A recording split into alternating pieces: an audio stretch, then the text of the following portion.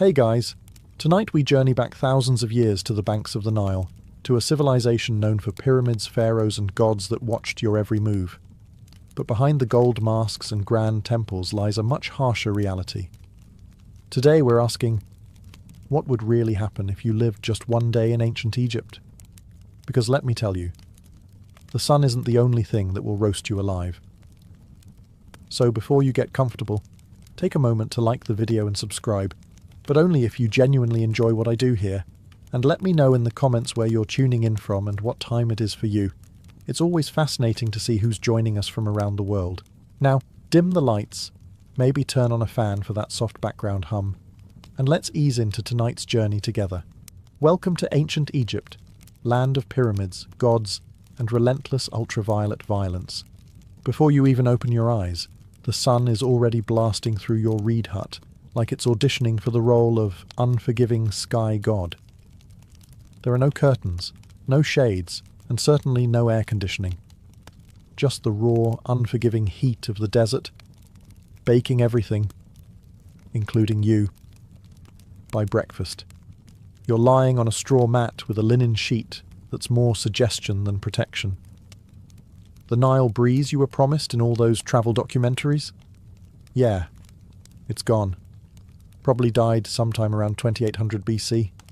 By the time you stumble outside, the temperature is already flirting with 90 degrees Fahrenheit, or around 32 Celsius, and it's not even mid-morning. The sun doesn't just shine in ancient Egypt. It attacks. Your linen tunic. Useless. It's like wearing tissue paper in a sauna. And don't even think about sunscreen. There's no aloe vera, no SPF 50, not even a floppy hat with a logo from a beach resort. Ancient Egyptians did have protective oils, but unless you're wealthy or work in a temple, you're not getting any of it. Your best option? Smear yourself with mud or crocodile dung, which apparently might keep you from turning into a human torch. Emphasis on might. By midday, the stones under your feet are hot enough to cook lentils. Shade is a luxury. Trees are rare. You might get a little relief hiding behind a mud brick wall, but even that wall is sweating by now.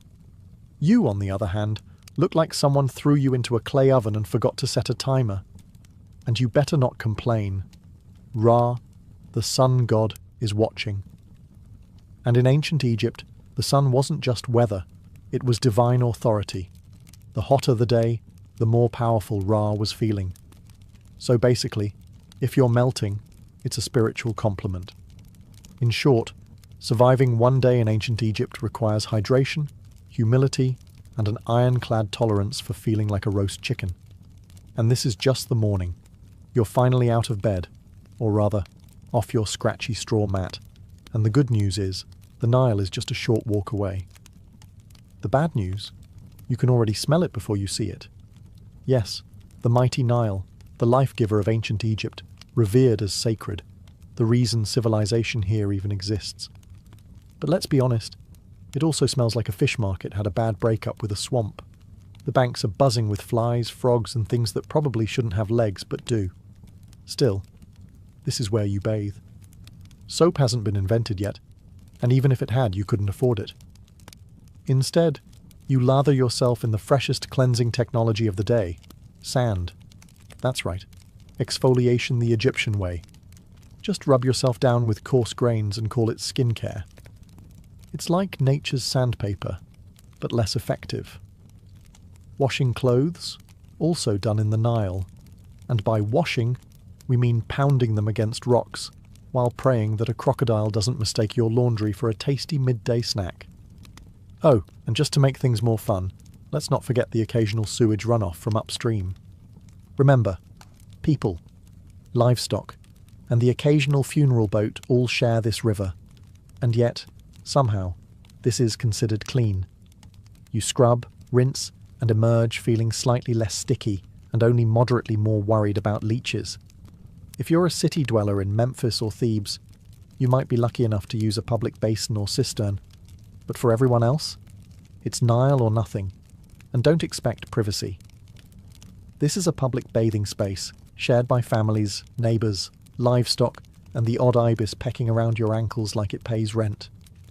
Water jars are filled and balanced on heads, carried back to your mud brick house before the midday heat turns the clay into toast. It's a daily ritual, spiritual, necessary, and slightly traumatic. So yes, the Nile is sacred. It feeds you, cleans you, and quenches your thirst. But let's not pretend it's a sparkling oasis. In reality, it's part miracle, part biohazard, and all you've got.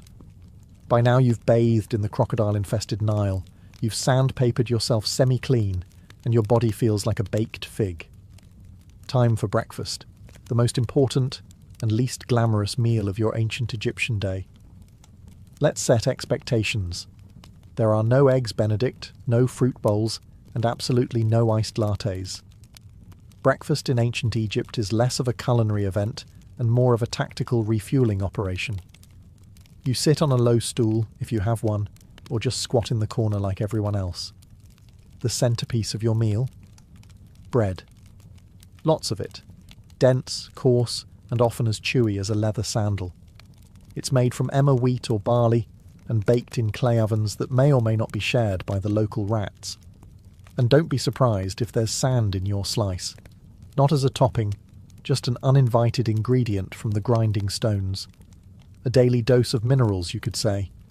Then comes the beer. But don't get excited. This isn't crisp, bubbly craft ale. This is thick, cloudy, lukewarm, liquid bread. More porridge than pint. It's packed with calories and vaguely fermented. A medieval smoothie with the faint taste of sour cereal and survival. Even children drink it. Not to be edgy, but because it's safer than water. At least the brewing process boils out the parasites, unlike the Nile, which we just discussed is basically a petri dish. If you're lucky, and we mean very lucky, you might get an onion or a few dried dates to go with your carbon foam combo. Protein? Only if someone caught a fish and didn't immediately eat it raw. And as you chew your rock-like loaf and sip your grain sludge, flies buzz around you like it's a buffet. Because it is. For them. You swat at them with one hand, hold your cup with the other, and try not to think too hard about the fact that this is likely the best meal you'll have today. Breakfast in ancient Egypt isn't about flavour. It's about function. It fuels your body just enough to survive until the next time someone hands you another sand-infused brick of bread. Bon appétit. You've had your gritty bread, your chunky beer, and just enough rest to call yourself functional. Now it's time to work. And trust me, ancient Egyptian labour makes modern burnout look like a spa day. Unless you're a scribe, priest, or royalty, which, let's be honest, you're not. Your job is pure muscle and dust. No air-conditioned cubicle. No coffee breaks. No ergonomic chairs. Just sweat, sand, and a constant risk of collapsing before noon. If you're a farmer, you'll be ankle-deep in Nile mud by sunrise, yanking weeds or planting barley under the eye of an overseer whose hobby seems to be yelling. You use wooden ploughs, crude sickles, and your bare hands. If your back hurts, congratulations, that means it's working. If you're a labourer, things get even more biblical. Imagine hauling multi-ton stones for temple construction under a blazing sun, while barefoot up ramps made of gravel and prayer. There's no OSHA here. You trip. That's a broken ankle and a shrug from the foreman. Working on tombs? That's another level of grind. You're hammering limestone, chiselling out burial chambers for people who'll get to rest longer than you ever will. And if you mess up a pharaoh's tomb, let's just say job security might involve a sealed chamber and a curse.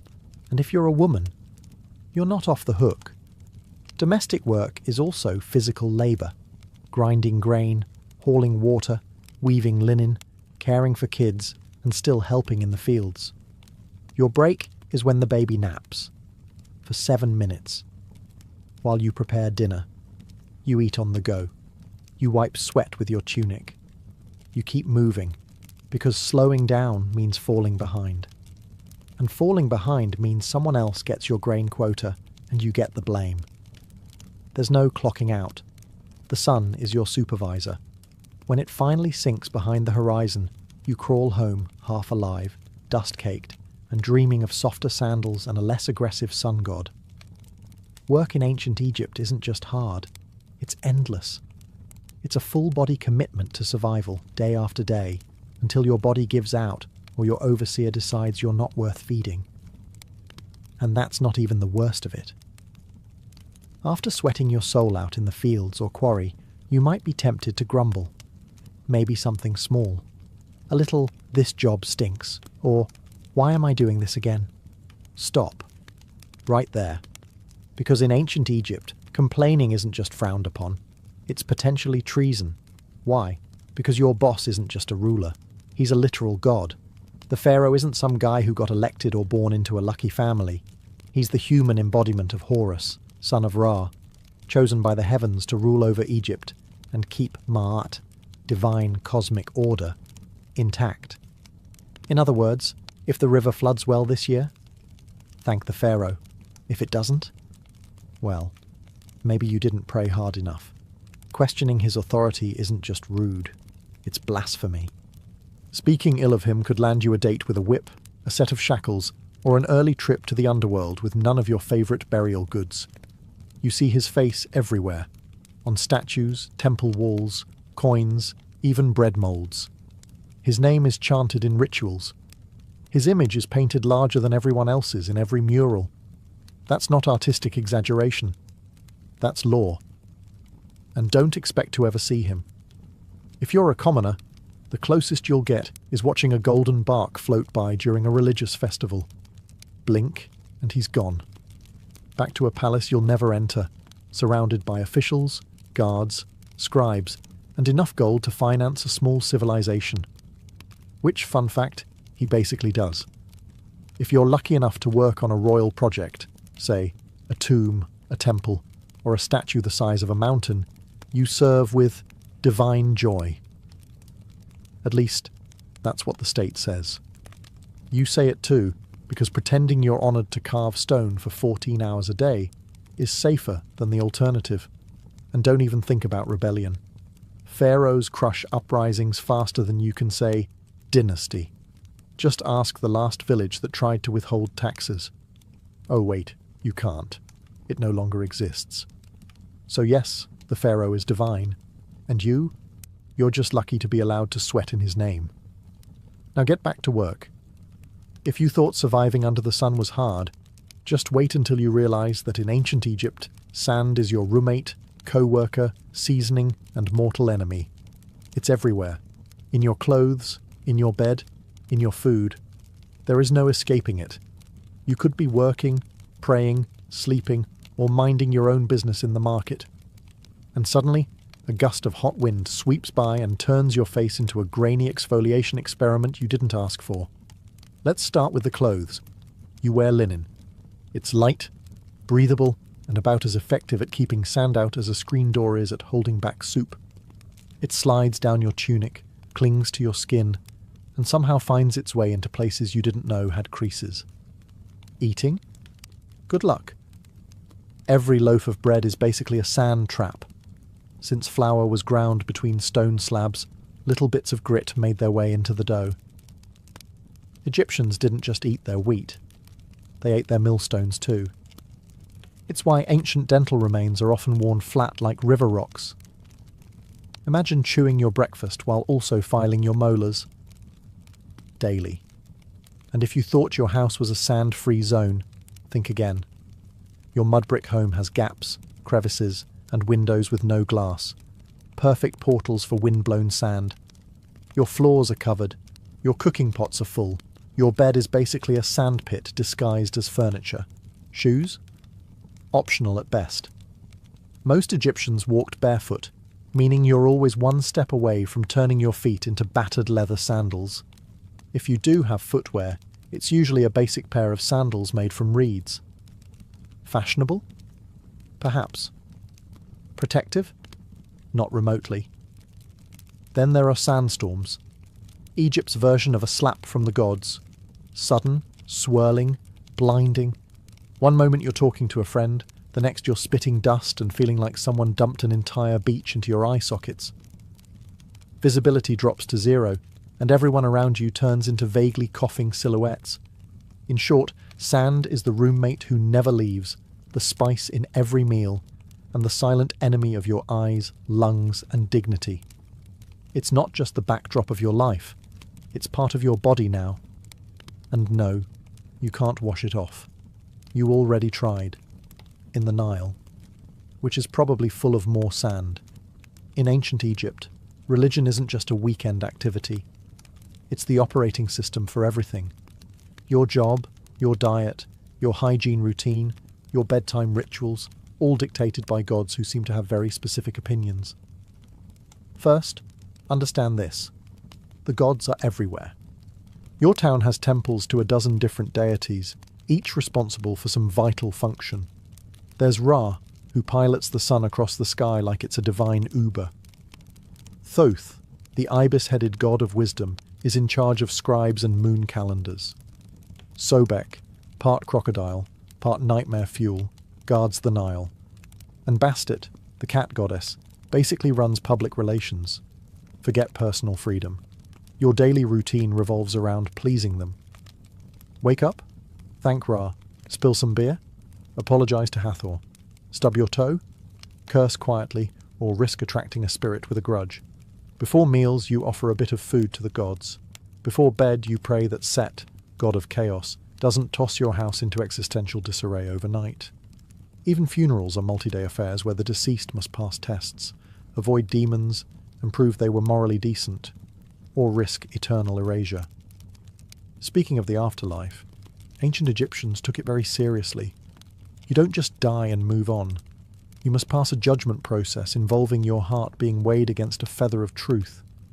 If your heart's heavier, because of lies, cruelty, or maybe stealing someone's goat, you're eaten by Ammit, a creature with the head of a crocodile, the body of a lion, and the legs of your worst nightmare. So yes, even in death, you're still on probation. But here's the twist. This complex belief system isn't depressing. It's comforting. Egyptians believed life was part of a cosmic balance, and if you followed the rituals and upheld Ma'at, the principle of truth and order, you had a chance at a peaceful eternity, complete with food, family, and maybe a boat. Of course, the richer you were, the more gods seemed to notice you. Temples were massive, priests were powerful, and peasants? Well, they just hoped the gods were feeling generous that day. Because in ancient Egypt, faith isn't optional. It's your job description, your insurance plan, and your travel itinerary for the next life. So, you've stepped on something sharp, got bit by something weird, or caught something contagious, which in ancient Egypt is basically Tuesday. Time to seek medical care. Just don't expect a waiting room or a sterile environment. You're about to be healed with a combination of spells, herbs, and sheer optimism. First, you'll be taken to a doctor. And to be fair, they were some of the most advanced in the ancient world. They had surgical tools, medical texts, and a decent understanding of anatomy. But here's the catch. Science in ancient Egypt always came with a heavy dose of magic. You're given a poultice made of honey, mouldy bread, and crushed herbs.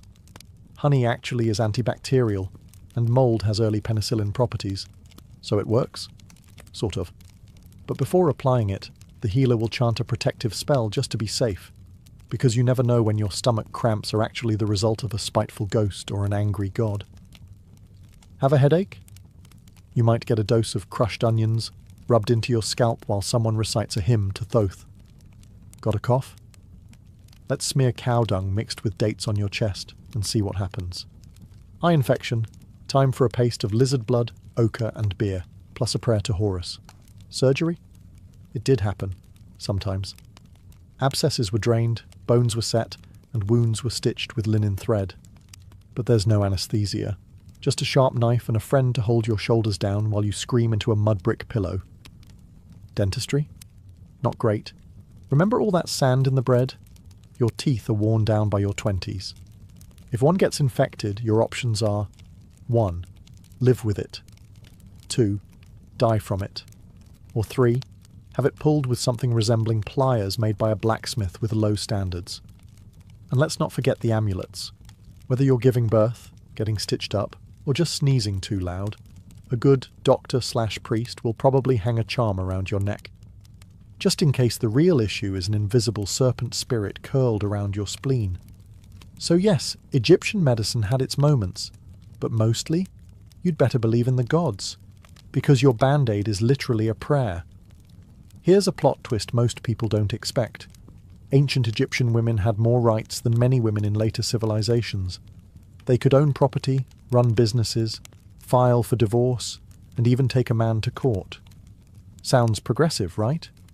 But before you pack your bags for a time-travelling girl boss vacation, hold up. Because while the legal status might impress you, the day-to-day reality? Not so glamorous. If you're a woman in ancient Egypt, you probably wake up before sunrise. You're grinding grain by hand, using a giant flat stone that chews through both wheat and your spine. Then it's off to haul water from the Nile, cook breakfast, care for children, manage the household, feed animals, and if needed, help in the fields. You're a one-woman workforce in linen. There's no me time, no spa days, and definitely no maternity leave. Childbirth is risky and painful. Midwives are helpful, sure, but there are no epidurals, no disinfectant, and no push playlists featuring relaxing harps. You give birth in a hot room with incense, prayers, and hopefully, not too much bleeding. Let's talk fashion. Linen dresses are light and breathable, but there's no underwear and no shoes. The sun scorches your skin, the sand grinds into everything, and the bugs think you're an all-you-can-eat buffet. Want makeup? Great. Egyptian women did wear cosmetics, but it's lead-based and applied with sticks that look suspiciously like toothpicks. Now, if you're lucky enough to be born into a wealthy family, things are better. You might read, write, manage estate accounts, or become a priestess. If you're born royal, you could even become pharaoh, like Hatshepsut or Cleopatra, who ruled with brilliance and terrifying eyeliner. But if you're poor, your status may be legal, but your reality is physical. You work, sweat, bend, carry, birth, bury, and pray. You're not chained by law, but by survival. Still, Egyptian women had agency, and that mattered. They could speak in court, keep their inheritance, and didn't become property when they married. Compared to many ancient societies, that's huge. So yes, Egyptian women had rights, but comfort? That's reserved for statues and goddesses, not the woman elbow-deep in dough while swatting flies off a toddler. You made it through another grueling day in ancient Egypt. You ate your gritty bread, hauled your buckets, avoided divine wrath, and maybe even dodged a sandstorm. Time to relax, right? Wrong. Because in ancient Egypt, your real test begins after you die. Death isn't the end. It's just the beginning of an incredibly bureaucratic, multi-phase journey through the underworld. And if you thought the labor overseer was strict, wait until you meet the gods of judgment. First, your soul takes a trip to the Hall of Ma'at. Here, before a tribunal of 42 deities, you must proclaim your innocence in what's basically the oldest legal deposition in history. You say things like, "I did not steal. I did not lie. I did not covet my neighbour's donkey," all while hoping the gods buy it. Then comes the heart test, literally. Your heart, believed to be the seat of the soul, is placed on a scale opposite the feather of Ma'at, the symbol of truth, justice, and balance. If your heart is heavier than the feather, well, that means you've lived a wicked life. Enter Amit, part lion, part crocodile, part hippo, all terrifying. She doesn't arrest you, she doesn't fine you. She eats your soul, destroying it forever. No afterlife, no second chances, just eternal non-existence, which, in a culture obsessed with eternity, is the ultimate punishment. And it gets better.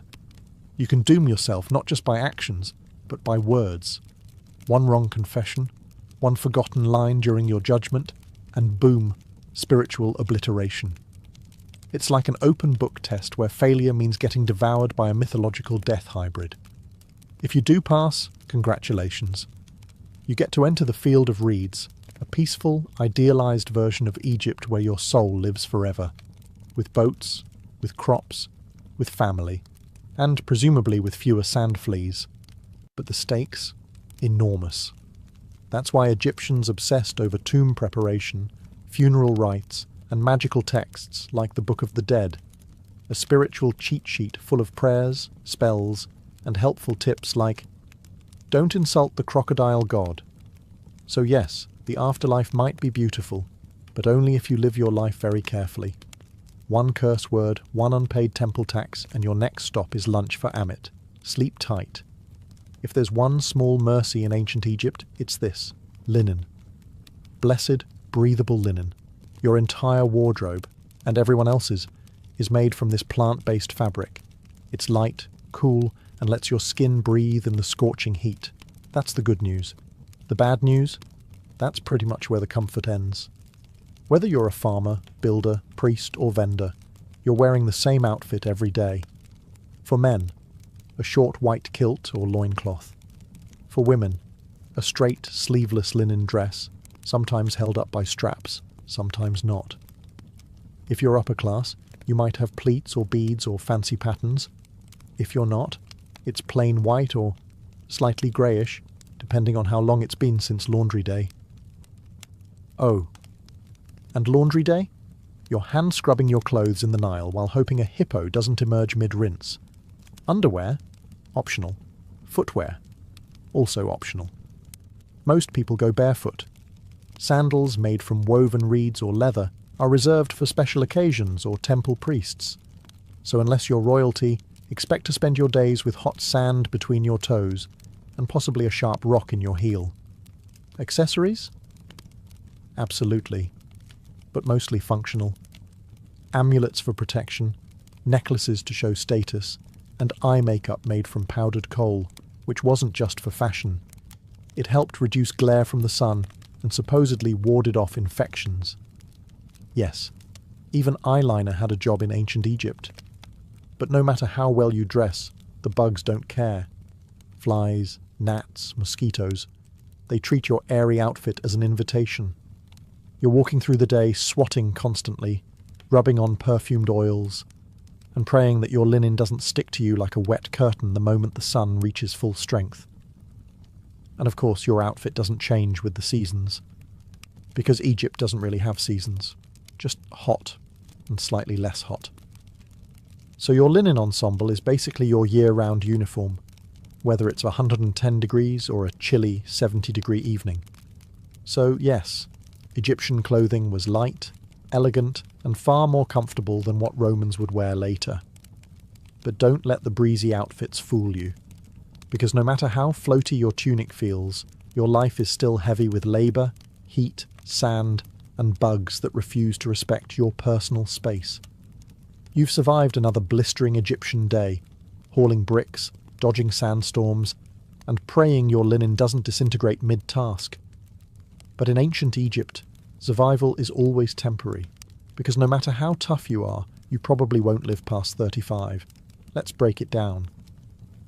If you make it past childhood, which is already an achievement considering infant mortality rates were sky high, you're thrust straight into adulthood by age 13. Marriage, work, and child rearing all start early, because honestly, you're running out of time. You might die from heat stroke, or an infected cut, or childbirth, or crocodiles, or scorpion stings, or bad bread. And forget antibiotics. If you get a fever, the best treatment is honey, herbs, and hoping the gods don't have other plans for your soul. But here's the twist. Egyptians weren't scared of death. They planned for it. In fact, they planned for it better than most people plan for retirement today. If you're rich, you commission a tomb, the ancient version of a 5-star eternity suite. You start saving up grave goods, jewellery, food offerings, perfumes, statues, even tiny servant dolls called shabtais to do your chores in the afterlife. Think of them as spiritual interns who work while you nap forever. Your body is embalmed, wrapped in linen, stuffed with natron, natural salt, and tucked neatly into a painted sarcophagus. You're buried with a copy of the Book of the Dead, which is less about doom and more like a mystical travel guide, complete with passwords for the afterlife, spells to confuse demons, and instructions for not getting eaten by soul-devouring monsters. If you're poor, well, your tomb is likely a shallow pit in the sand. Your body is wrapped in whatever fabric your family can spare, maybe a pot or two placed nearby, and then covered with earth. No murals, no golden mask, just you and the wind. But even the poorest Egyptians held on to the dream of the afterlife, a peaceful, fertile paradise called the Field of Reeds, where you farm without sweat, eat without hunger, and sail the Nile forever under gentle sunlight. So yes, you'll probably die young in ancient Egypt. But if you lived well, prayed right, and didn't insult too many jackal-headed gods, you just might spend eternity in style. You've finally made it to the afterlife. Or at least, into the tomb. You've been embalmed, wrapped, blessed, and buried. Time to rest in peace, right? Well, not exactly. Because in ancient Egypt, even the dead get robbed. Let's start with a simple truth. Tombs are full of expensive stuff. Gold amulets, jewellery, perfumed oils, carved statues, chests full of linens, and, for pharaohs, literal boatloads of treasure. All intended to be taken into the afterlife. But treasure in a tomb is basically an open invitation for someone with a chisel and bad intentions. Tomb robbery was so common that it became a full-time problem. Pharaohs tried to fight it by hiding their tombs deep in cliffs, locking them behind trapdoors, and scrawling terrifying curses on the walls. Things like, "May a crocodile devour your soul," or "May your limbs be twisted forever by a serpent made of fire." Spoiler, the curses didn't work. Grave robbers came anyway, at night in secret, with inside knowledge. Sometimes they were locals, sometimes they were corrupt workers who helped build the tombs. In some cases, even priests and guards were in on it. And the punishment for getting caught? Severe. Think public beatings, mutilation, exile, or death. But considering how valuable tomb goods were, especially gold and rare incense, the risk often seemed worth it. After all, the dead don't fight back. But it's not just the wealthy who got robbed. Even commoners' graves were disturbed. Poorer Egyptians might have been buried with a small pot of beer or a loaf of bread for the afterlife. That was still worth stealing. Food was scarce, tools were valuable, and linen was currency. The irony? Tomb robbing wasn't just about greed. Sometimes it was about survival. Egypt went through famines, political collapse, and invasions. A hungry worker might break into a tomb not for treasure, but for food. And when your children are starving, a few funeral offerings look less like sacred objects and more like dinner. So in ancient Egypt, you're not safe just because you're dead. Your tomb can be looted, your name erased, and your mummy unwrapped by some desperate soul with a pickaxe and poor moral judgment. Rest in peace, only if no one knows where you're buried. We've all seen them, those majestic, mysterious carvings on the walls of temples and tombs. Birds, eyes, snakes, lotus flowers, men walking sideways like they're on a fashion runway. Ancient Egyptian hieroglyphs, visually stunning and insanely difficult to learn. Sure, they look cool, but try reading them. Hieroglyphs weren't just decorative art. They were a full-blown writing system with over 700 characters, and growing. Some symbols represent entire words, others are sounds, and many are determinatives, which clarify meaning. Because, writing the word star with an actual star symbol might be too straightforward. And don't expect spaces or punctuation. Ancient Egyptian writing was basically one long, beautiful riddle, with artistic flair, 0 vowels, and a deep need for context. Oh, and it can be written left to right to left, or top to bottom, depending on what the scribe felt like that day. The trick? Look at which way the birds or people are facing. That's your reading direction. If they're facing right, read right. Facing left, read left. And if they're upside down, good luck. Learning to write hieroglyphs wasn't for commoners. Literacy was rare. Maybe 1% of the population could actually read and write. If you wanted in, you had to become a scribe, which meant years of intense education, starting as a child. You'd memorize hundreds of symbols, copy endless scrolls, and practice so much that your hand probably curled into a claw by age 15. But the payoff? Huge. Scribes were respected, well-fed, and never made to haul bricks under the sun. Instead, they wrote tax records, court documents, letters, and religious texts. They were essential to society and protected from most manual labour. In a world where writing was power, scribes ruled quietly from the shadows. For the rest of the population, though, writing was something magical, literally. Hieroglyphs were believed to have sacred power. Writing someone's name preserved their soul. Erasing it, total spiritual annihilation. So yeah, spelling really mattered. So while hieroglyphs may look like ancient emoji, they're more like a linguistic Rubik's Cube wrapped in myth, math, and mystery. Beautiful? Yes. Easy to learn? Absolutely not. After 14 chapters of heat, hunger, sand, superstition, and backbreaking labour, it's time to ask the big question. Would you survive a single day in ancient Egypt? Let's be honest. Probably not. Sure, it's easy to romanticize the ancient world. Golden tombs, lotus-scented air, graceful hieroglyphs, gods with animal heads, and a thing for order and beauty. But behind the iconic monuments and stunning art was a world of brutal realities that spared no one but the elite.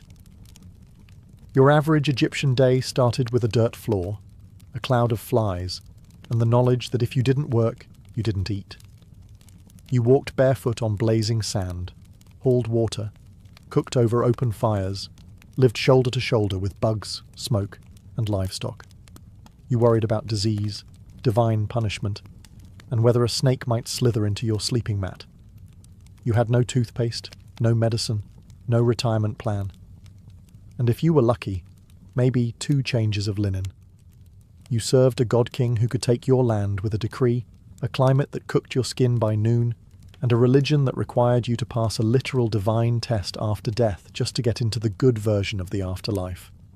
Let's also not forget the things you didn't have. No antibiotics, no sunscreen, no privacy, no plumbing, no painkillers, and no easy escape. Once you were born into your class, that was it. No promotions, no career changes, no finding yourself. You were either a scribe, a farmer, a labourer, a mother, a servant, or dead. And yet, for all this, the ancient Egyptians weren't miserable. They believed deeply in their gods, their purpose, and the beauty of life. They loved music, dance, food, family, and festivals. They joked, they painted.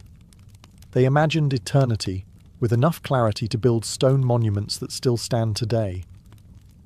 But for a modern person, without your air conditioning, your filtered water, your Advil, your sneakers, and your smartphone, you'd fold before the second sandstorm hit. So no, you wouldn't last a day in ancient Egypt. But that's okay, because they lasted thousands of years. And maybe, just maybe, that's why we still talk about them. In the heart of ancient Teotihuacan, one pyramid refuses to be forgotten. Its surface is adorned not with peaceful symbols of faith or gentle gods, but with snarling, open-mouthed stone serpents, dozens of them. They jut out from the temple's facade as if frozen in mid-strike, fangs bared, eyes wide. This is the Temple of the Feathered Serpent, known to many as the Temple of Quetzalcoatl. But unlike most temples that reach for the sky with reverence, this one feels different. It feels predatory. From the moment you approach it, there's an eerie sense that you're being watched.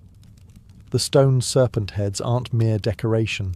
They were warnings, symbols of divine wrath. And beneath their gaze, something horrific once unfolded. Excavations over the past few decades have revealed something that archaeologists didn't expect.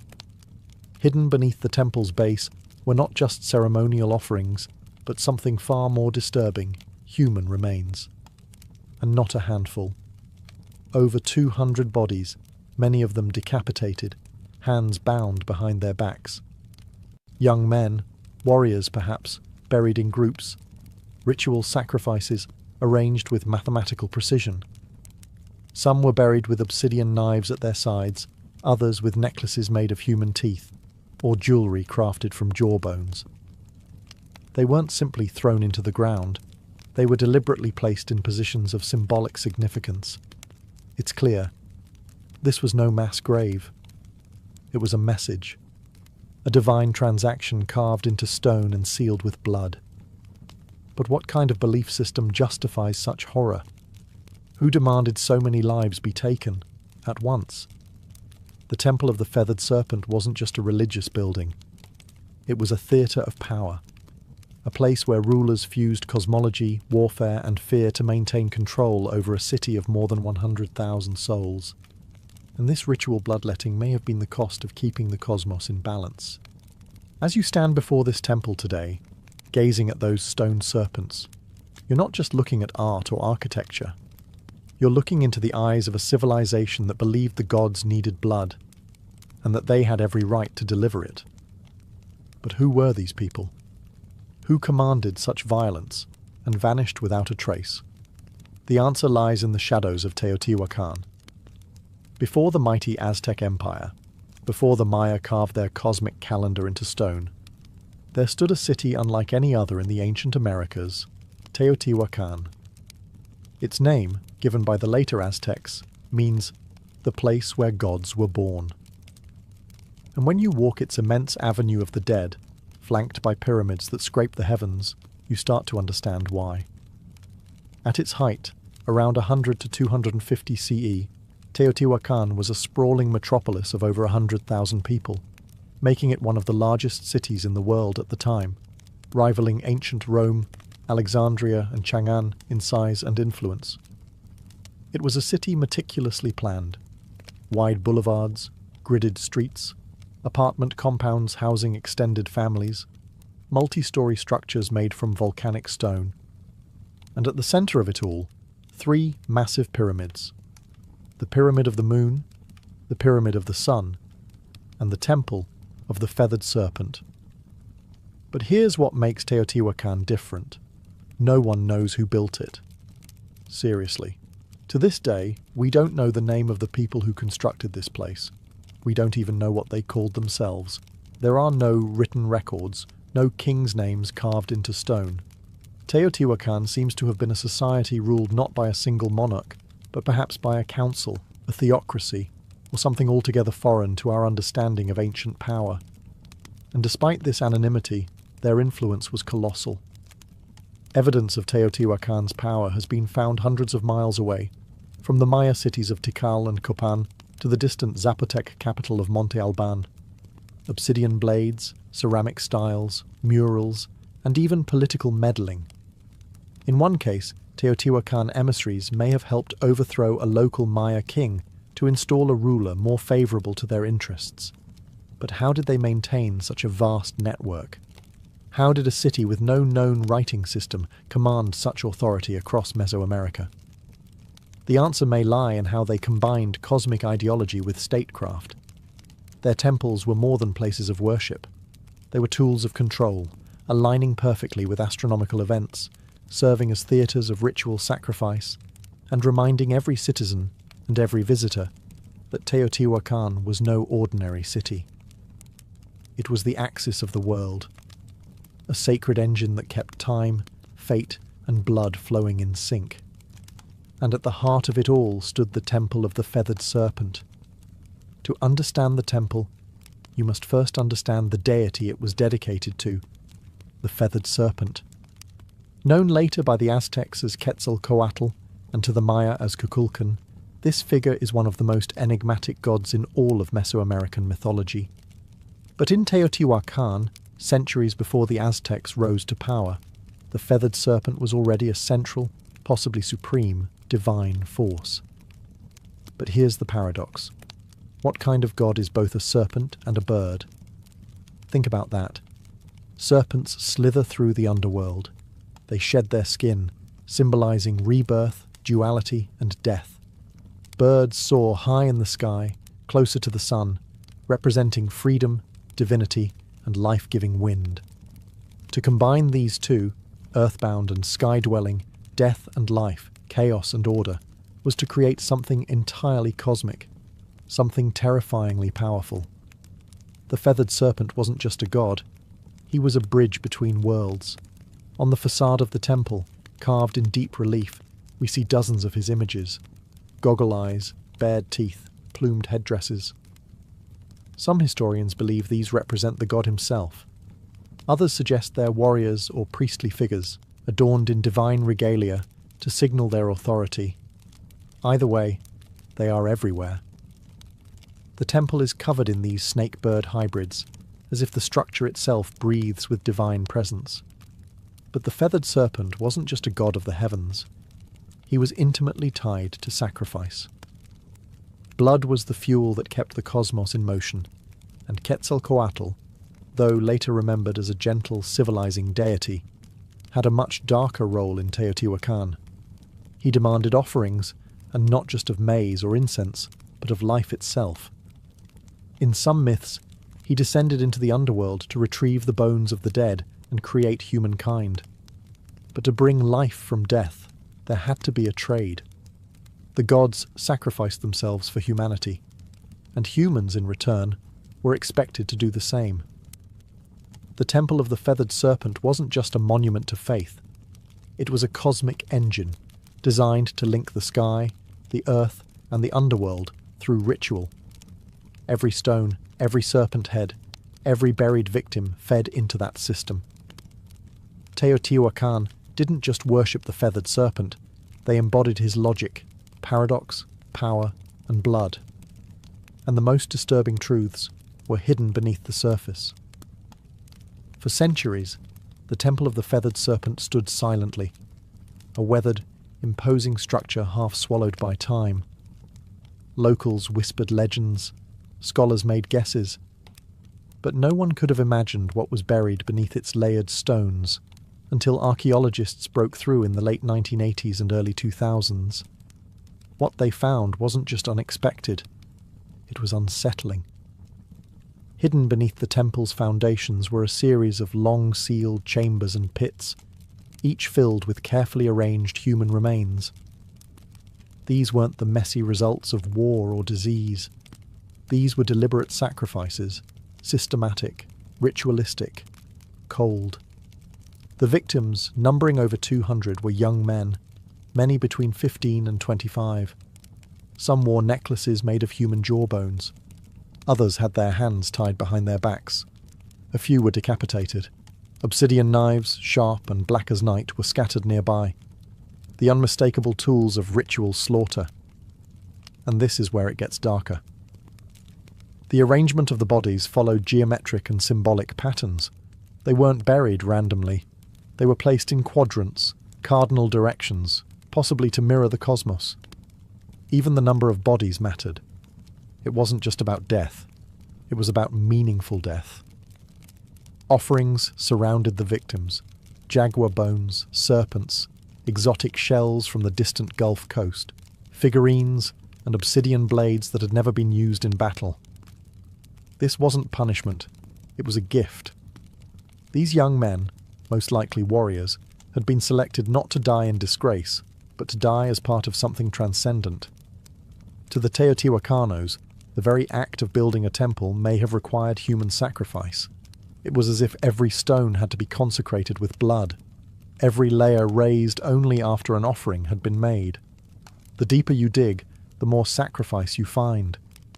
In one chamber, archaeologists discovered elaborate tunnels filled with mercury and mica, materials associated with the underworld. The floor glimmered like water. Was this a symbolic passage to the land of the dead? A mirror of the night sky? The more they excavated, the more it felt like the temple was not built on top of death, but constructed to encase it. The blood didn't stain the stone by accident. The stone was meant to hold the blood. And all of it was for the gods. Look closer at the Temple of the Feathered Serpent, and you'll notice something strange, something unnerving. It doesn't just sit on the landscape. It aligns with the universe. Teotihuacan wasn't built randomly. The entire city was laid out along precise cosmic axes. Its central avenue of the dead runs at a 5-degree angle off true north. Not a mistake, but a deliberate shift, possibly to align with the setting of the Pleiades star cluster or the sun on specific ritual dates. The Temple of the Feathered Serpent sits directly along this avenue, locking it into a grand celestial blueprint. But why? What were they trying to align with? Archaeologists and archaeoastronomers have debated this for decades. Some suggest the temple lines up with the equinox sunrise. Others argue it connects to Venus, the planet most sacred to Mesoamerican civilizations, often associated with war, sacrifice, and rebirth. When Venus rose or set, wars were declared, offerings made, and temples activated with ritual fire. Even the temple's dimensions seem intentional.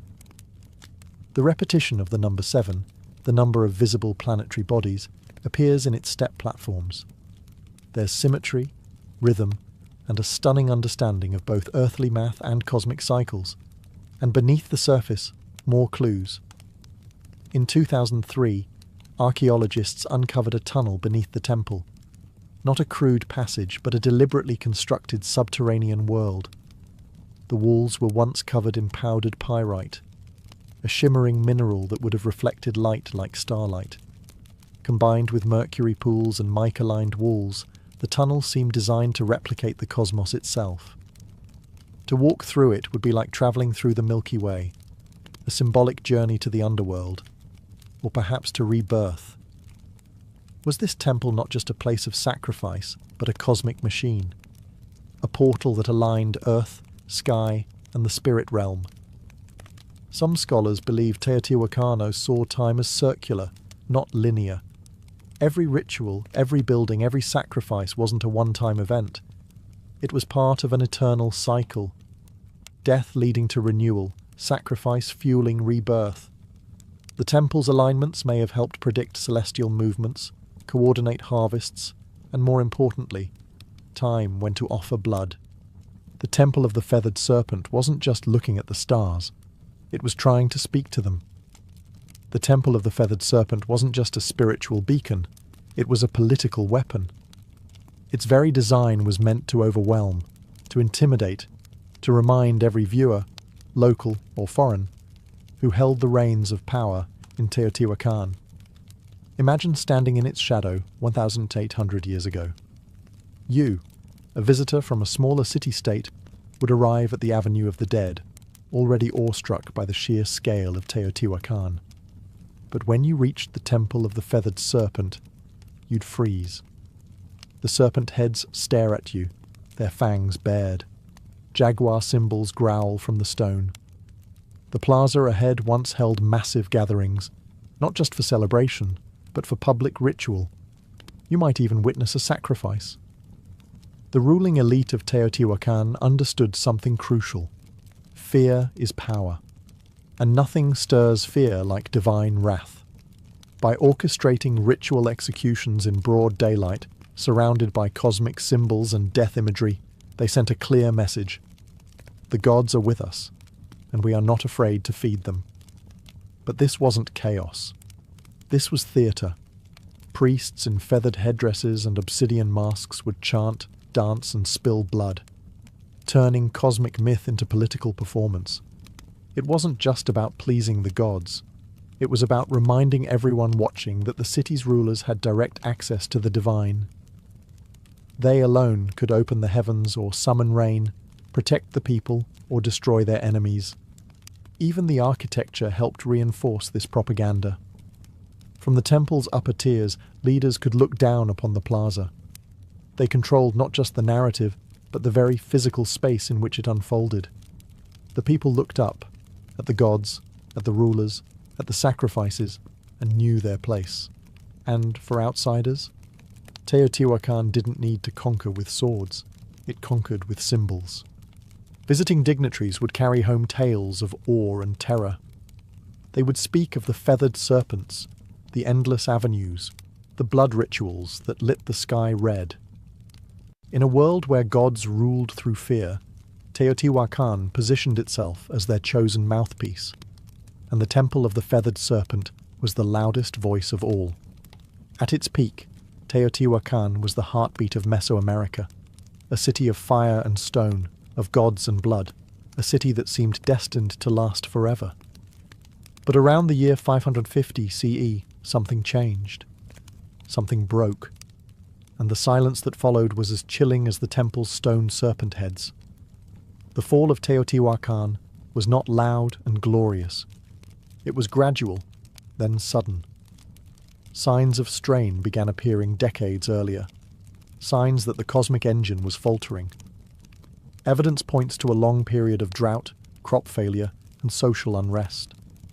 The very systems that had sustained this grand city, centralized power, religious dominance, cosmic order, began to crack under pressure. And then came the fire. Archaeologists have uncovered widespread burn layers across elite compounds, temples, and administrative buildings, including signs of violent destruction at the Temple of the Feathered Serpent. What's strange is that the lower-class residential areas were mostly untouched. This wasn't an external invasion. This was an uprising, a rebellion, possibly from within. The very people who once watched sacrifices in awe may have risen against their priest-kings. The Temple of the Feathered Serpent, once a symbol of divine authority, was ransacked. Sculptures were defaced, fires were set, ritual spaces were desecrated, and then silence. Teotihuacan wasn't completely abandoned overnight, but it lost its soul. Trade networks collapsed. Artistic production ceased. The great rituals stopped. The ruling elite disappeared. The temple no longer spoke. And yet, the mystery only deepened. Because while the city faded, its memory endured. Centuries later, the Aztecs arrived in the Valley of Mexico and stumbled upon its ruins. They were awestruck. They believed gods had built this place. They named it Teotihuacan, the place where gods were born. They built their own myths around its pyramids, revering it as sacred ground, even as they had no idea who its original builders were. To them, the Temple of the Feathered Serpent was not a ruin. It was a relic of divine truth. But the irony remains. The most powerful city of its time, built on cosmic order and blood, vanished without a written word, without a final record, leaving behind only stone and questions. The gods, it seemed, had gone quiet. For over 1,000 years, the Temple of the Feathered Serpent lay buried beneath layers of dust, volcanic ash, and silence. Locals avoided it. Farmers tilled around it, and the world forgot it. Until the modern age of archaeology arrived and cracked open the secrets buried within its heart. In the early 20th century, Mexican archaeologists began excavating Teotihuacan. What they found was astonishing, a perfectly engineered city far older than the Aztecs. But it wasn't until the 1980s and 2000s that the temple itself began to yield its most intimate and most chilling revelations. One of the most dramatic discoveries came in 2011, when researchers uncovered a sealed tunnel beneath the Temple of the Feathered Serpent. It had been deliberately closed off nearly 1,800 years earlier, as if to prevent anyone from entering ever again. After years of excavation, scientists unearthed a cosmic corridor, a symbolic underworld lined with pyrite to mimic a starlit sky, pools of liquid mercury, and thousands of ritual objects. Jade statues, rubber balls, obsidian blades, and even carved wooden masks. It felt less like a tomb, and more like a message. Why would the ancient builders go to such lengths? What were they trying to preserve, or hide? Some experts believe the tunnel was used in initiation rituals. Others suggest it symbolized the creation of the world, a mythological womb where gods were born, where kings were made, where divine order was negotiated between humans and the cosmos. The mercury, once thought to be only toxic, may have represented water, or the fluid veil between worlds. And among all these glittering fragments was one persistent whisper. The feathered serpent still lingered, not just as a myth, but as a presence, in murals, in carvings, in the geometry of the temple itself. The serpent hadn't disappeared. It had coiled inward, deep into the bones of the city, waiting to be rediscovered. And with each excavation, each uncovered jawbone or golden ornament, we draw a little closer to its message. One carved not in language, but in stone, sacrifice, and shadow. Modern science has given us X-rays, drones, and ground-penetrating radar. But even with all our tools, one truth remains. The temple still keeps secrets. Today, the Temple of the Feathered Serpent stands as a haunting monument, not just to a civilization long gone, but to a way of thinking that merged power, cosmos, and death into one unbreakable system. Tourists snap photos. Children run past the stone serpent heads. But the ground beneath their feet is soaked in 1,000 untold stories and over 200 known human sacrifices. And still, the temple endures. Its legacy is not just architectural. It's psychological, spiritual, cultural. The feathered serpent, this paradoxical god of sky and earth, continued to evolve. He would be adopted by the Toltecs, then reborn by the Aztecs as Quetzalcoatl, where his myth took on a gentler tone, the bringer of knowledge, the god who wept for humanity, the one who vowed to return. This reimagining of the serpent god shows how myths don't die. They transform. Even in modern Mexico, echoes of the feathered serpent persist, in art, in murals, in literature, and in national identity. The temple's image has appeared on coins, stamps, and even government buildings. It has become a symbol of mystery, of pre-Columbian brilliance, and of the untamed spiritual world that once pulsed through Mesoamerica. But there's another legacy, one less visible, more uncomfortable. The Temple of the Feathered Serpent forces us to confront the price of belief. It asks hard questions. How far will humans go to feel connected to the divine? What happens when power and religion become indistinguishable? Can beauty coexist with terror?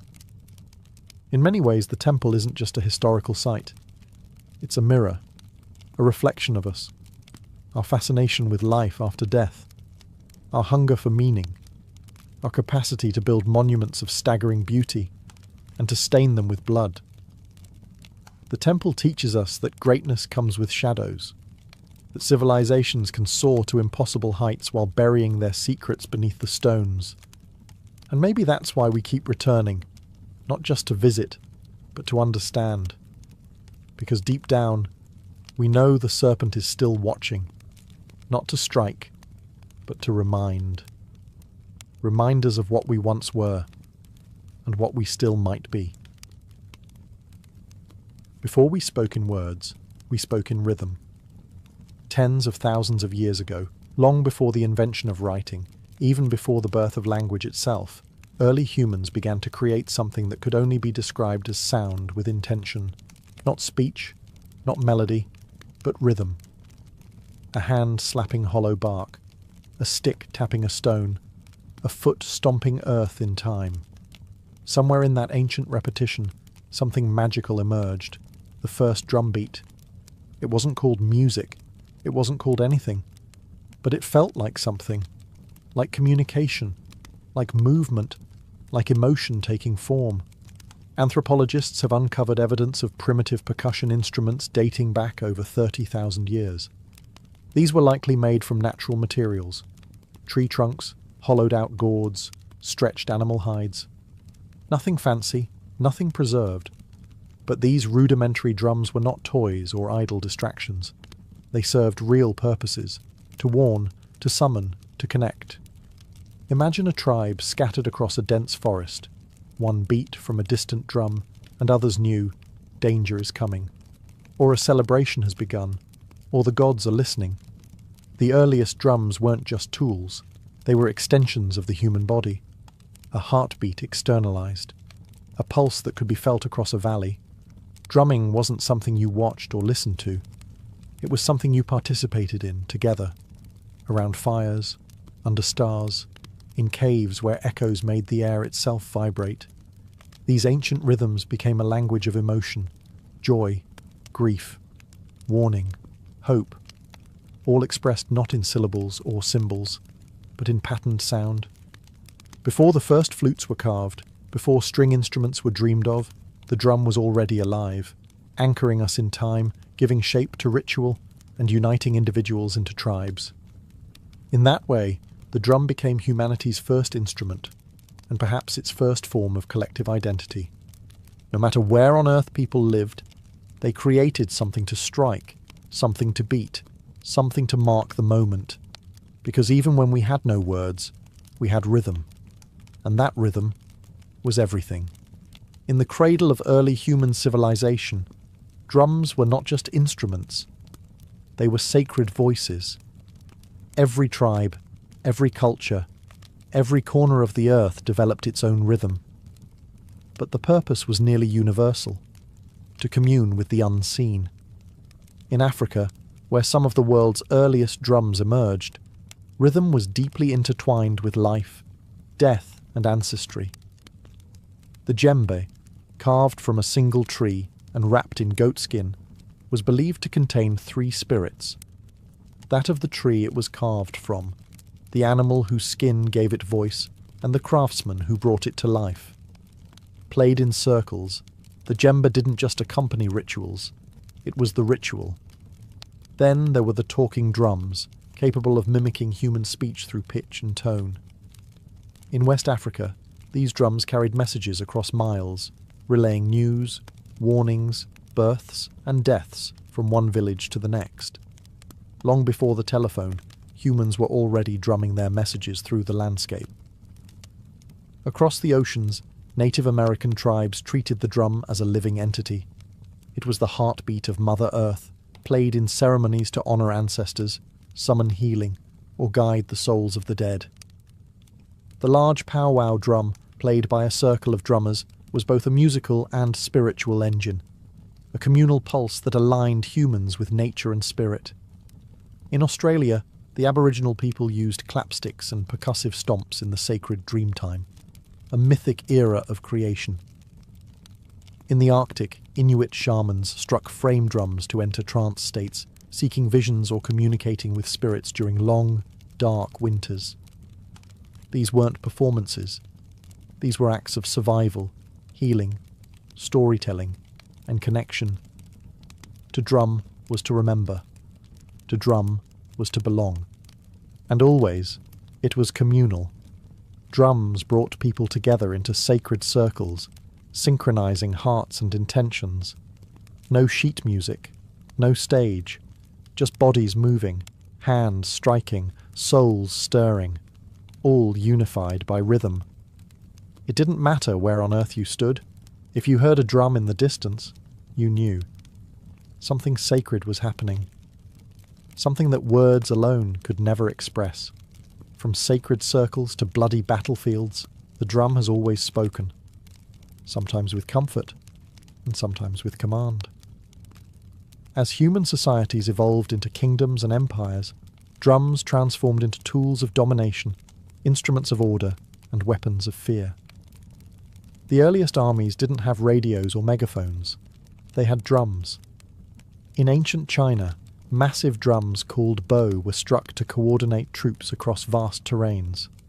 With a single resonant boom, commanders could signal a charge, retreat, or flanking maneuver. These drums weren't just loud, they were strategic. Each rhythm meant something specific, and trained soldiers knew how to listen, even through the chaos of battle. In Mesopotamia, temple drums were used to announce rulers and summon the public. But in times of conflict, they echoed through city walls, terrifying enemies with a deep, relentless thunder. It wasn't just percussion, it was psychological warfare. When the Romans marched, they brought with them the tympanum, a frame drum used in processions and by cults like that of Cybele. Though not a battlefield instrument in the way horns and standards were, it carried symbolic power, a sound of empire, discipline, and order. But no army wielded drums quite like the Ottomans. Their meta bands, the world's first known military orchestras, unleashed an overwhelming storm of drums, cymbals, and horns before battles. The relentless pounding of curse, giant kettle drums, and davul, double-headed bass drums, struck terror into the hearts of enemy forces. Some European accounts describe soldiers freezing in panic before even seeing the Ottomans, paralysed by sound. Drums also enforced power off the battlefield. In royal courts across Asia, Africa, and Europe, drum ensembles announced arrivals, marked coronations, and underscored political rituals. To beat a drum was to declare, "Power is present." Even enslaved people in the Americas used drums as tools of resistance. On plantations, rhythmic communication kept culture alive and helped orchestrate secret rebellions. The drum, even under oppression, refused to be silenced. So whether it signaled divine right, military discipline, or raw fear, the drum has always carried a message. This is who rules. This is who marches, and this is the rhythm of power. As civilizations branched out across continents, so too did their rhythms, evolving in form, purpose, and philosophy. In the East, drums became tools of precision, spirituality, and ceremony. In the West, they leaned into military power and eventually orchestral grandeur. Two worlds, two paths, one heartbeat. In India, the drum became a sacred instrument of divine language. The tabla, with its crisp tones and fluid grace, was used in classical music and devotional performances, but it was more than accompaniment. It was conversation. Each stroke had a name, a meaning, a syllabic identity. Indian drumming wasn't just percussive. It was spoken poetry, trained over decades. The tabla player was not just a musician, he was a linguist of rhythm. In Japan, the taiko drum emerged as a ceremonial giant. Played in Shinto rituals, theatre and war, taiko required not just technical skill, but physical discipline. The drummers moved with martial precision, their stances grounded like warriors. In festivals, the booming taiko echoed through mountain valleys, believed to drive away evil spirits and call the gods down to earth. Meanwhile, in Indonesia, the kendang drum led the hypnotic flows of gamelan orchestras, guiding dancers and musicians in sacred temple ceremonies. These rhythms were layered, interlocked, and celestial, a sonic reflection of cosmic harmony. Across the world, in Europe, drums had a different story. They were largely utilitarian during the medieval period, signalling soldiers, marking time, enforcing discipline. It wasn't until the Renaissance and Baroque eras that drums began to enter formal music. Even then, they were kept in the background, timpani thundering beneath royal fanfare or echoing in grand cathedrals. In this divergence, you see two philosophies. The East saw rhythm as art and spirit, something tied to breath, chant, and meditation. The West saw it as structure and force, a tool to rally, march, and measure. But both understood the drum's core power, to shape time, to dictate pace, to elevate ritual, to connect humans in ways that transcend language. East or West, sacred or strategic, the drum remained central. Always listening, always speaking. From mountaintop temples to jungle clearings, from desert fires to candlelit cathedrals, drums have always had a place where the human meets the divine. Long before organized religion took root, rhythm was already a sacred language, a way to pray, to summon, to transcend. In Africa, drums were not just instruments, they were spiritual beings. In Yoruba traditions, for example, the bata drum was used to communicate with the orishas, gods and ancestral spirits. Drummers weren't performers, they were priests. The rhythms they played were encoded prayers, inviting the gods to descend and dance among the living. Each pattern had a purpose, each beat a direction.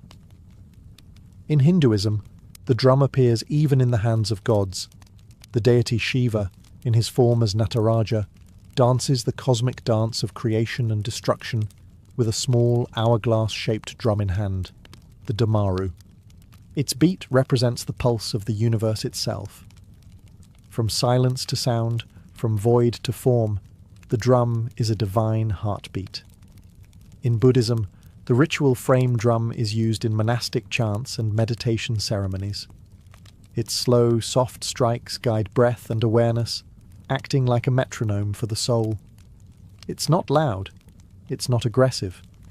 It simply reminds the practitioner to return, again and again, to the present moment. Across the Americas, indigenous tribes use drums in vision quests, sweat lodges, and healing ceremonies. The beat is constant, steady, mimicking the rhythm of the womb, helping participants enter trance states or connect with ancestral spirits. In these spaces, the drum doesn't just accompany prayer, it is the prayer. Even within Christianity, where rhythm was often subdued, the drum still found a sacred role. In gospel traditions, particularly in African American churches, drums became a means of praise and power, a heartbeat behind voices lifted in devotion, a reminder of struggle, hope, and divine rhythm in every life. No matter the faith, the ritual, or the God invoked, the drum has been there, not as decoration, but as a vessel for energy, intention, and the mysteries we cannot speak. Because when words fail in worship, rhythm remains, and the divine always listens. For thousands of years, drums were solitary instruments, one body, one sound, one purpose. But in the heart of the industrial age, something revolutionary happened. In factories, streets, and music halls, percussion was reimagined. And by the early 20th century, multiple drums were no longer scattered across a stage. They were united, forming something entirely new, the drum kit. It was born out of necessity. In the late 1800s, military and theatre bands required several percussionists to play bass drum, snare, cymbals, and woodblocks, each handled by a different person. But space was tight, and budgets were tighter. So drummers began to combine instruments into a single playable setup. By 1909, the first bass drum pedal was patented. A drummer could now strike a massive drum with one foot, freeing their hands to do more. The idea caught fire. Over the next few decades, drummers added hi-hats, toms, cowbells, and ride cymbals, creating a setup that could mimic an entire percussion section, all from one seat. What emerged was more than a tool. It was a drummer's throne. And then came jazz. In smoky clubs and underground dance halls of New Orleans and Chicago, the drum kit exploded into life. Jazz drummers didn't just keep time, they played the kit like a voice, with syncopation, swing, and sensitivity. Legends like Gene Krupa and Buddy Rich turned the drum set into a lead instrument. Rhythm became storytelling. As jazz evolved into rock, the drum kit grew louder, heavier, more powerful. The 1960s and 70s saw kits expand with multiple toms, splash cymbals, and double bass pedals. Drummers like John Bonham, Neil Peart, and Keith Moon pushed the limits of stamina and creativity. The drummer wasn't in the background anymore. He, or she, was the engine.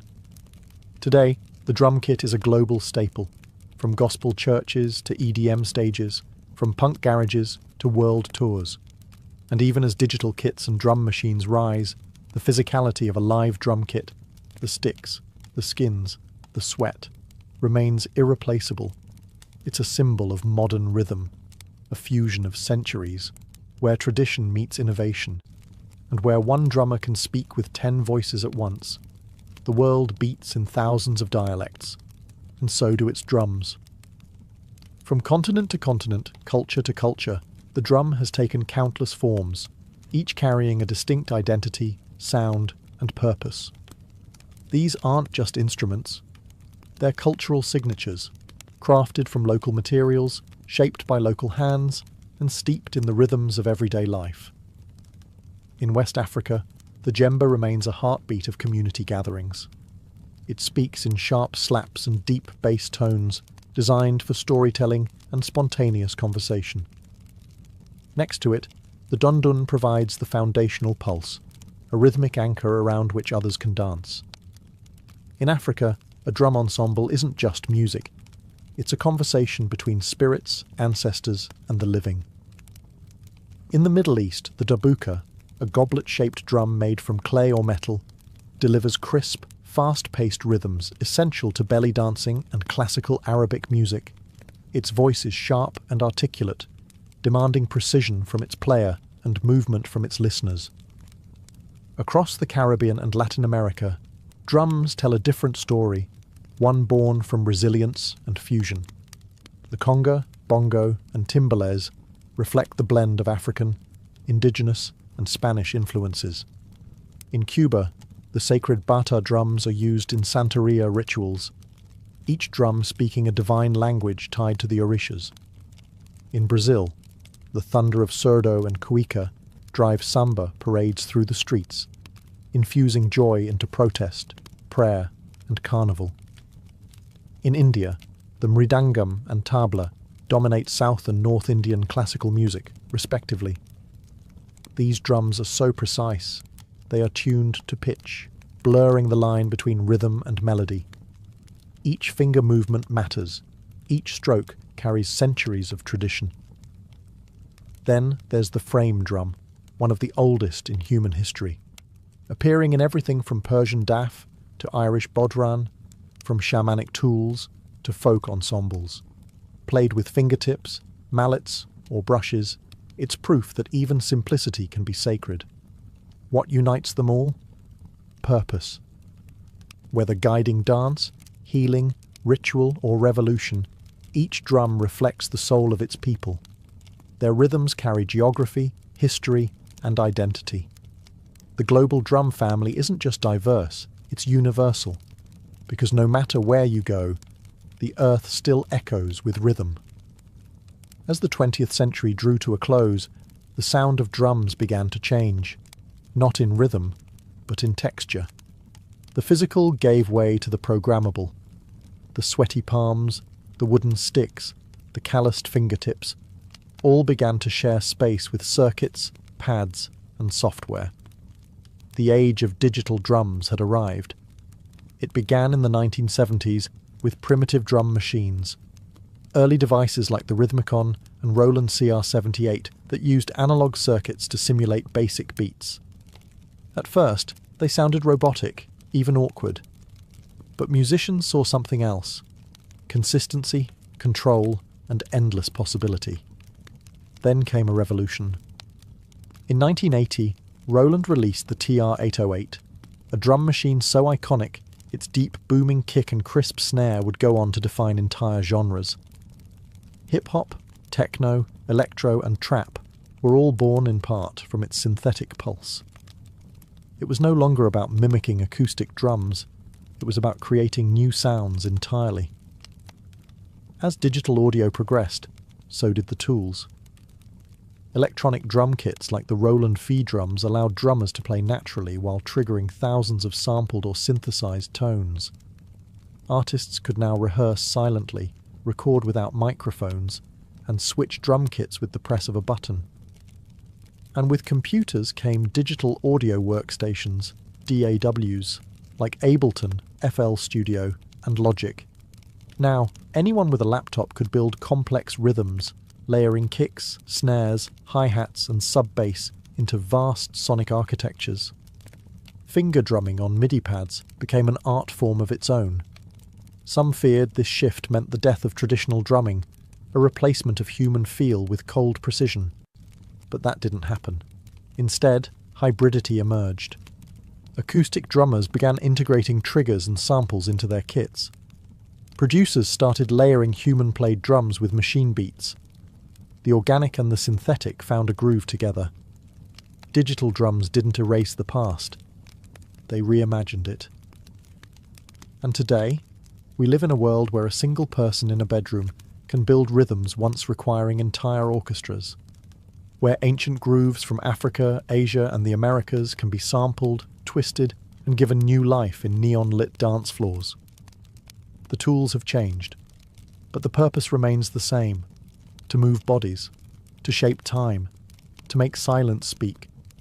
Across every era, every empire, and every evolution in technology, one thing has never changed. The drum remains our oldest and most enduring voice. From ancient fire circles to modern concert halls, from sacred rituals to digital dance floors, The drum has never been just about music. It's about connection, to ourselves, to each other, to something bigger. It is the heartbeat we all share. Not metaphorically, literally. Because even before we're born, nestled in the womb, the first rhythm we ever hear is that of our mother's heart. Steady, safe, alive. And when life begins, we chase that rhythm forever. The drum has been our companion through joy and war, through worship and protest. It has marched beside kings and risen with rebels. It has echoed through temples and subway tunnels. It speaks in every language, because it is a language. One that bypasses thought and speaks directly to the body, the bones, the blood. In moments of grief, we drum to mourn. In moments of ecstasy, we drum to celebrate. And in the quiet spaces in between, we drum to remember who we are. Today, percussion continues to evolve. You can find handpan street musicians weaving new age rhythms on city corners, indigenous communities preserving ancient drumming traditions against all odds, stadium drummers rallying crowds in unison, children banging pots and pans with instinctual joy. Even artificial intelligence is learning rhythm, but no algorithm can replicate the human soul behind a single imperfect beat. Because rhythm is not just counted, it's felt. And maybe that's why the drum has outlived empires and trends. Because deep down, we all crave the anchor of time, the shared pulse that tells us we are here, together now. No matter how advanced our instruments become, or how virtual our experiences grow, there will always be something profoundly grounding about skin on skin, stick on hide, hand on wood, a beat, a breath, a beginning. The drum is not a relic of the past. It is a reminder that we were always meant to move in rhythm, to listen, to feel, to play. And as long as humanity endures, the drum will never be silent. Before Manhattan became a forest of glass and steel, it was an island of shadows, not cast by towers, but by church steeples and sloping rooftops. In the early 1800s, the skyline barely existed. The city clung to the southern tip of the island, a dense sprawl of brick townhouses, timber-framed shops, and dirt-packed roads. Buildings rarely climbed beyond 5 or 6 stories. Not because ambition was lacking, but because gravity had the final say. The taller the building, the more weight it carried, and with stone and brick, height came at a steep price. The walls had to be thicker at the bottom to support the upper levels, leaving less room inside and requiring enormous foundations. To build high was to build heavy, and heavy didn't make financial sense. So the city grew horizontally, spreading northward along a grid that had been planned in 1811, one of the boldest urban blueprints of its time. But underneath that grid, beneath the layers of cobblestone and soil, Manhattan held a secret weapon: bedrock. Deep, dense and unwavering, the granite spine that ran beneath the island would one day support some of the tallest structures in human history. But for now, it lay quiet, untouched, waiting. Life in early Manhattan was noisy but grounded. Commerce bustled in the harbour, ships lined the piers, and horses clattered through narrow streets. The economy grew, immigration surged, and the island swelled with energy. But still, the city hugged the ground. The sky remained untouched. The only real vertical statements were churches, Trinity Church being the most prominent. Its spire, completed in 1846, rose over 280 feet, and for a time it was the tallest structure in New York. But even that was more symbol than skyline. What no one knew then was that the skyline's future wouldn't be shaped by stone or wood, but by iron, steel, and vision. And it wouldn't be limited by the ground. It would rise far above it. Manhattan wasn't yet a city of towers, but the stage was being set. The island was ready. The dream was forming. And soon, the skyline would begin to stretch. For centuries, gravity was the greatest architect in Manhattan. It kept buildings short, cities flat, and human ambition tethered to the earth. But in the mid-19th century, two breakthroughs would break the skyline wide open. One lifted people, the other lifted buildings. The first came in 1852, when an inventor named Elisha Otis unveiled his revolutionary safety elevator. In a dramatic demonstration at the New York Crystal Palace, Otis stood on a platform suspended high above a crowd. He ordered the rope to be cut. The crowd gasped, but the platform didn't fall. A hidden mechanism locked the lift in place. With that single breathtaking moment, Otis changed the rules of height.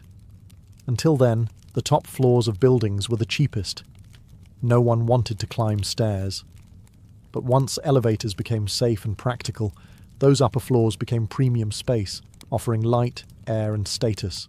The vertical city suddenly made economic sense. But being able to move people upward wasn't enough. Buildings still relied on load-bearing walls, which grew thicker and more cumbersome the higher they went. That's where innovation number 2 arrived: the steel skeleton. In the 1880s and 1890s, engineers began using steel frames to support the weight of buildings, allowing exterior walls to become thin curtains rather than heavy structural anchors. This method, known as steel frame construction, gave architects a new freedom: build as high as the frame could handle. Suddenly, height was no longer a risk, it was a strategy. The technology had arrived, the materials were here, and Manhattan, with its solid bedrock and booming economy, was the perfect canvas. The island's tight geography encouraged vertical thinking, and its status as a financial capital meant that everyone, from banks to newspapers, wanted their name visible in the clouds. The elevator made the sky accessible. The steel skeleton made the sky buildable. Together, they didn't just change architecture, they redefined what a city could be. Now, the race would begin, not outward, upward. By the late 19th century, New York City was no longer content to sprawl. It wanted to soar. The ground was full, the streets were packed, and the only place left to build was up. With steel frame construction and the elevator now established, Manhattan became a proving ground, and the skyline, a battlefield for ambition. The first shots were fired in the 1890s. In 1890, the New York World Building, home to Joseph Pulitzer's newspaper empire, rose 20 stories above Park Row. It was the tallest office building in the world, briefly. Not to be outdone, the Park Row building claimed the title next in 1899, standing at 391 feet. Each new tower was a declaration, not just of wealth, but of vision. To build higher was to announce, "We are the future." Soon, the skyline began to sprout with steel giants. The Singer Building, completed in 1908, stood at 612 feet, becoming the tallest building in the world, and the first structure to surpass the height of the spire of Trinity Church, which had held the record for over 50 years. But even that wouldn't last. In 1913, the Woolworth Building took the crown. Designed by architect Cass Gilbert, and funded in cash by retail magnate Frank W. Woolworth, it rose 792 feet, over 55 stories, in a soaring display of neo-Gothic beauty. Dubbed the Cathedral of Commerce, the Woolworth wasn't just tall, it was majestic, an architectural sermon about America's rise as a modern power. But this wasn't just architectural competition, it was branding warfare. Corporations and institutions vied for the tallest, most distinctive buildings, towers that would etch their names into the sky. Every new height was a headline, every silhouette a symbol. The skyscraper became the ultimate billboard, permanent, imposing, impossible to ignore. And beneath it all, the rhythm of progress beat relentlessly. Steam shovels dug foundations into granite. Riveters hammered steel day and night. Immigrants and ironworkers balanced on beams hundreds of feet in the air with no harnesses, only grit and resolve. The skyline was no longer theoretical. It was real, and it was rising. As the 1920s roared through Manhattan, the skyline began to dance. Not just climb. This was the era of Art Deco, a time when architecture wasn't only about height, but style. The Jazz Age poured elegance into steel and stone, and New York's buildings became icons of movement, light, and energy. The most dazzling of them all was the Chrysler Building. Completed in 1930, it stood 1,046 feet tall, briefly becoming the tallest building in the world. Commissioned by car magnate Walter Chrysler, the tower wasn't just a monument to corporate success. It was a symphony of design. Its stainless steel spire, built in secret and hoisted into place overnight, shimmered in the sun like a crown. Ornamental eagles, modelled after hood ornaments, jutted from the corners like guardians of the future. With its curves, chevrons, and machine-age detailing, the Chrysler Building didn't just scrape the sky, it seduced it. But the race wasn't over. Just a few blocks away, another titan was rising, the Empire State Building. Completed in 1931 during the depths of the Great Depression, it soared to 1,250 feet, stealing the title from Chrysler and holding it for nearly 40 years. Built in just 410 days, with thousands of workers labouring through wind, snow, and steel dust, the Empire State wasn't just a building, it was a message. New York endures. While much of the country struggled, Manhattan pushed upward, and its buildings mirrored the era's dual identity, elegant but aggressive, optimistic yet competitive. The Art Deco style captured the contradictions of the time, geometric but graceful, modern but steeped in myth. Towers weren't just functional, they were sculpted, glowing at night like beacons of possibility. And yet, beneath all that glitter, there was purpose. These skyscrapers were built by barons and moguls who wanted more than profit. They wanted legacy. A permanent place in the skyline, and in history. By the end of the 1930s, Manhattan's silhouette had taken shape. The city was no longer just a capital of finance. It was a cathedral of ambition, a skyline that didn't whisper progress, it shouted it. After World War II, Manhattan's skyline entered a new phase, one less ornamental, more corporate. The elegance of Art Deco gave way to glass, steel, and straight lines. America was now a global superpower, and New York was the front office of that empire. The skyline adapted accordingly, not with decorative spires, but with monuments of efficiency. In 1952, the United Nations headquarters rose on the East River, a bold, boxy glass tower flanked by low marble wings. It marked a shift in tone, global, diplomatic, futuristic. It wasn't just a building, it was an architectural statement about international order in the atomic age, and it set the tone for what would follow. Next came the Lever House in 1952, and the Seagram Building in 1958, both defining examples of the international style. These towers, with their curtain walls of reflective glass and steel frames, were minimalist by design, free of decoration, stripped of sentiment. They didn't look like cathedrals or castles. They looked like machines, precise, modern, and ruthlessly practical.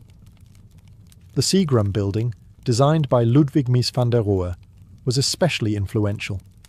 Its bronze-tinted glass, uniform grid, and open plaza introduced a new kind of urban presence, not to impress with flourishes, but to project order, discipline, and power.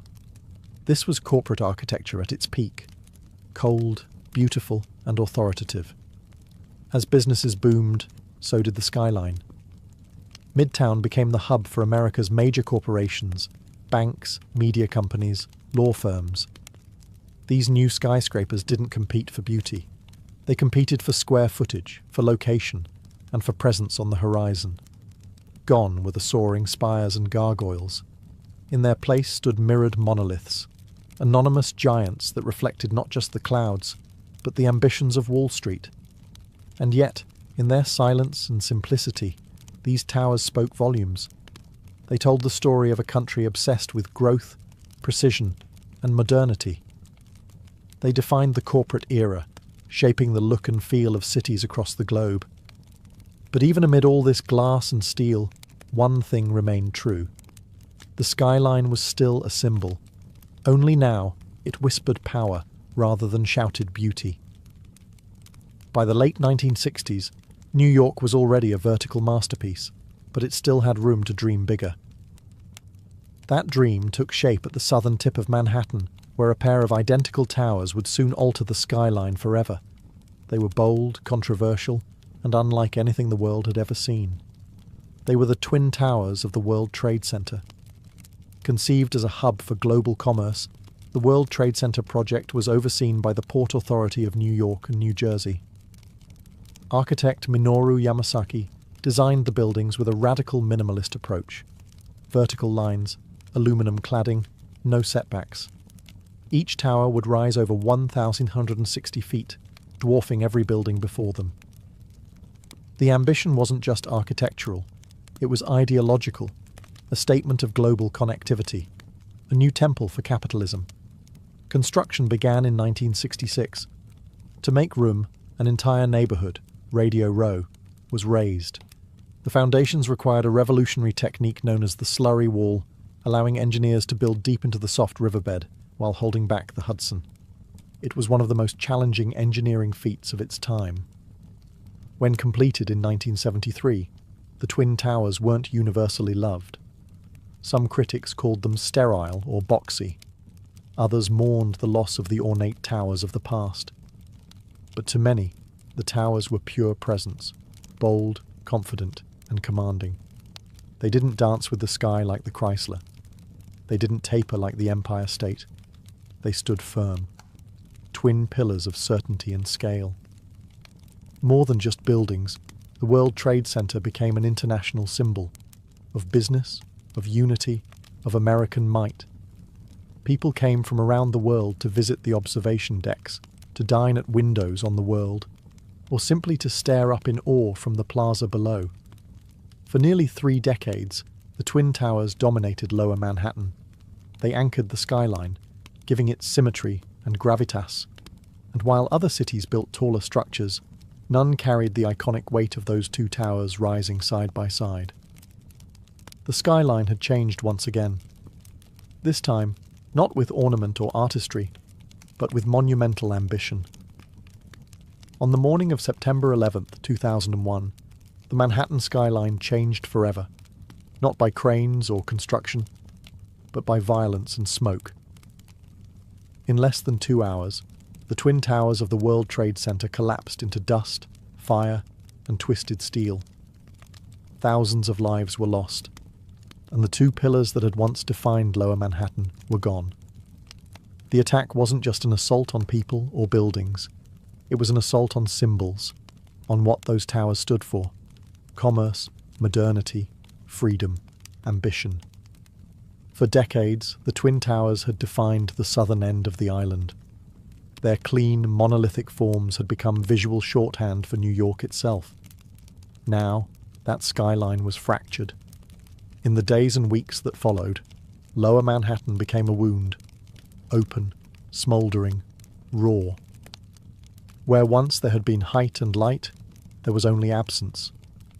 And that absence echoed. Photographs of the skyline looked hollow. The familiar silhouette was broken, and the space that had once pulsed with global energy became known as Ground Zero. For the first time in a century, Manhattan wasn't building up. It was mourning. The city grieved, but it also endured. Steelworkers, firefighters, police officers, and volunteers poured into the site, not to construct, but to recover. Rubble was cleared. Lives were honoured. Silence replaced the clang of iron. In a city always rushing forward, this was a forced pause. A long breath held in collective pain. But even in sorrow, New York did what it had always done. It looked up. Discussions about rebuilding were complicated, emotional, political. What should take the place of the towers? Should anything rise again? Could the skyline be restored without erasing the loss? For years, the hole in the ground remained, a reminder of what was and what was taken. It became sacred space. And yet, slowly, plans emerged. Designs were drafted, cranes returned, steel returned. Not to erase the tragedy, but to create something new beside it. But before anything was built, one truth stood clear.